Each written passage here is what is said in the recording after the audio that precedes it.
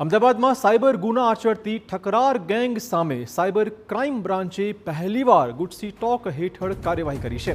7 આરોપી વિરુદ્ધ ગુજસી ટોક હેઠળ ગુનો દાખલ કરાયો છે, જેમાંથી 2 આરોપીની સાયબર ક્રાઇમ બ્રાન્ચે ધરપકડ કરી છે।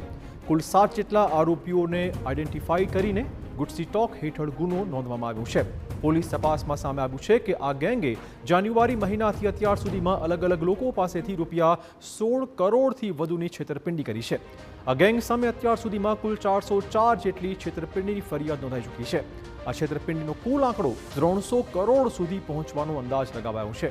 સાયબર ગુના આચરતી ટોળકી ગેરકાયદેસર એકાઉન્ટ્સનો ઉપયોગ કરીને રૂપિયા આંગળીયા મારફતે વિદેશમાં મોકલતી હતી અને પછી તેને ક્રિપ્ટોકરન્સીમાં કન્વર્ટ કરતી હતી।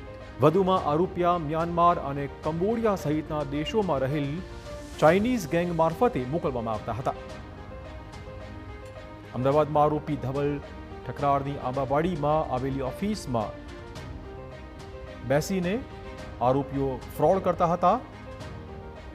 ઓફિસ ખાતે રેડ પાડી સાયબર ક્રાઇમે બેંકની 65 passbook, 158 chequebook, 45 debit cards, 12 mobile phone, 49 sim card, 89 જેટલા વિવિધ સર્ટિફિકેટ, એક કેશ કાઉન્ટર મશીન અને 37 લાખ રોકડ રકમ કબજે કરી હતી।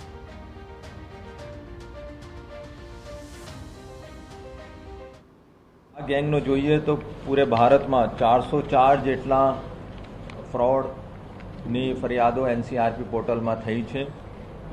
ક્રિપ્ટો વોલેટની ટ્રાન્ઝેક્શન જોઈએ તો કુલ 300 કરોડથી વધારેની ટ્રાન્ઝેક્શન્સ અત્યાર સુધી જાણવા મળ્યા છે અને વિક્ટિમ્સની અમાઉન્ટની અગર નજર કરીએ તો 16 કરોડથી વધારે આ લોકોએ अलग अलग विक्टिम पासेथी अलग अलग इन्वेस्टमेंट फ्रॉड है, डिजिटल अरेस्ट है या अलग अलग मोडस ऑपरेंडी थी आ लोगोए फ्रॉड करवामां आवेल छे।